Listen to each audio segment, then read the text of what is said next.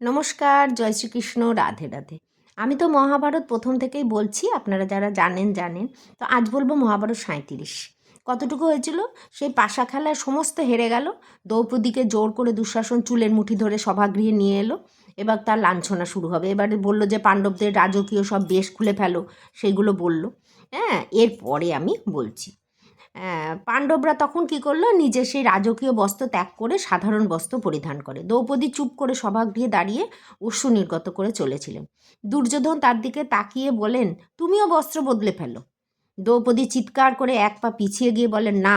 দুর্যোধন বলেন, দুঃশাসন কি দেখছো? দ্রৌপদীর শাড়ি খুলে নাও। দুঃশাসন দ্রৌপদীর এই না আর সহ্য করতে পারছিলেন না। তিনি দ্রৌপদীর কাছে গিয়ে তার শাড়ি ধরে টানতে শুরু করেন। দ্রৌপদী লজ্জা অপমানে আত্মহারা হয়ে পড়েন। তিনি চিৎকার করে বলেন, আমার চারিদিকে বড় বড় বীর ও গুরুজনেরা বসে আছেন, আমার স্বামীরা বসে আছেন, আর কিন্তু আজকে আমাকে এই একটা অবলা নারীকে তারা রক্ষা করতে পারছেন না। হ্যাঁ, আমি কি করি? হে ভগবান, আমাকে রক্ষা করো। তাঁর এই শোকের কোনো প্রভাব দুঃশাসনের ওপর পড়ে না। তিনি যে এত কাঁদছেন, দুঃশাসন সেটা কিছুই মনে করে না। তিনি তার শাড়ি ধরে টানতে থাকেন। কিন্তু দ্রৌপদীর এই আর্তনাদ ভগবানের কাছে পৌঁছে গেছিল। দ্রৌপদী নিজের লজ্জা নিবারণের জন্য চোখ বন্ধ করে ঈশ্বরের ধ্যান শুরু করেন।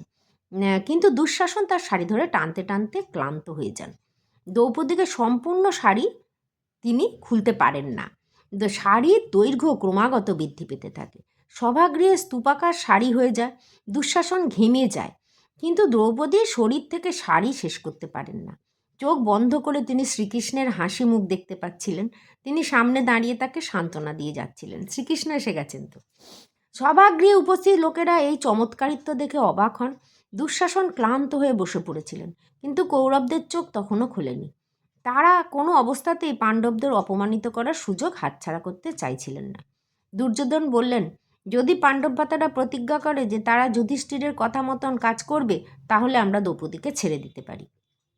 তখন ভীম দাঁতে দাঁত দিয়ে বলেন, আজ তোমরা যা খুশি করে নাও, কিন্তু একদিন এই সমস্ত কাজের জন্য তোমাদের উপযুক্ত শাস্তি পেতে হবে। যদি জ্যেষ্ঠ ভ্রাতা এখনই তোমাদের ধ্বংস করে দিতে বলেন, তাহলে আমি এখনই সেই কাজ করে দেব। কৌরবরা তার কথা শুনে হাসতে শুরু করেন। দুর্যোধন দ্রৌপদীকে নিজের জঙ্ঘায় উপবেশন করার জন্য আমন্ত্রণ জানা, মানে আমার উরুতে এসে বসো, এই আর কি।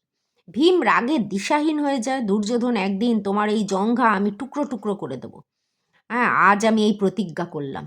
বিদুর চুপ করে বসে সব দেখছিলেন। উনি আর সহ্য করতে পারেন না। তিনি বলেন, এবার এই নাটক বন্ধ করো।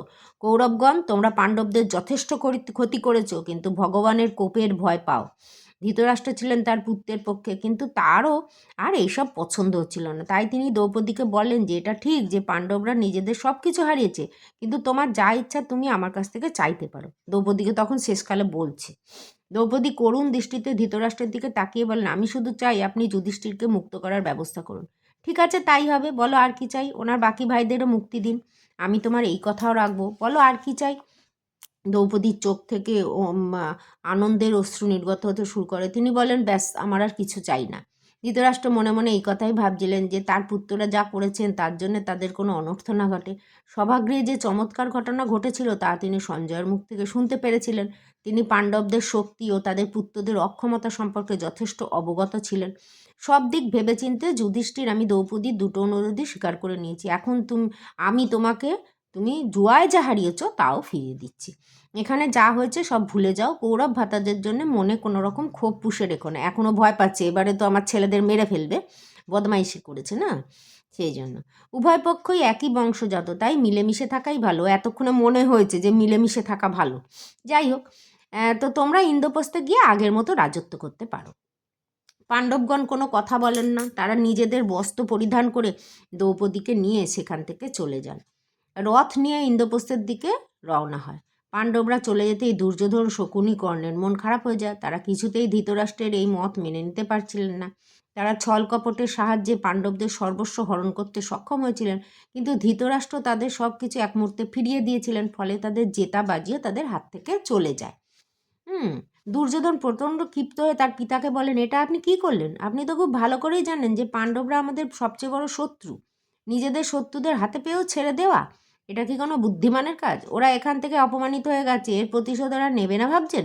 আমার তো মনে হচ্ছে যে সুযোগ বুঝে ওরা আমাদের ক্ষতি করার চেষ্টা করবে। সাপের ফনা ধ্বংস না করে আপনি ওদের ছেড়ে দিলেন।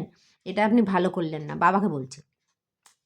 ধৃতরাষ্ট্র সমস্ত শত্রুতা শেষ করার জন্যই পাণ্ডবদের হারানো সমস্ত কিছু ফিরিয়ে দিতে চেয়েছিলেন, কিন্তু দুর্যোধনের কথা শুনে তিনি পুনরায় প্রচণ্ড চিন্তিত হয়ে পড়েন। তিনি ধীরে ধীরে বলেন, এখন কি করা উচিত। দুর্যোধনও চিন্তায় পড়ে যান, বলেন, কর্ণ ঠিকই বলেছে, ওরা ইন্দ্রপ্রস্থে ফিরে গিয়েই নিজেদের সৈন্যদের একত্রিত করে হস্তিনাপুরের উপর আক্রমণ করবে। পাণ্ডবরা অবশ্যই নিজেদের অপমানের প্রতিশোধ নেবে। ভীম তো চিৎকার করে বলেছিল, সকলকে মেরে তবেই ও স্বস্তির নিঃশ্বাস ফেলবে। ধৃতরাষ্ট্র ভয় পেয়ে যান। তিনি তার পুত্রদের যোগ্যতার প্রতি কোনো রকম তার ভরসা ছিল না। নিজে ফৌজের কুশলতা নিয়েও তার মনে, মানে নিজেদের যে ফৌজ ছিল সেনাবাহিনী, তাদের উপরেও তার ভরসা ছিল না। তিনি বলেন, পাণ্ডবরা আক্রমণ করার আগে আমাদের কোনো একটা উপায় বার করতে হবে। আজ এই পর্যন্ত, পরের দিন আবার বলবো। নমস্কার। ততক্ষণ অবধি সবাই খুব সুস্থ থাকবেন, ভালো থাকবেন।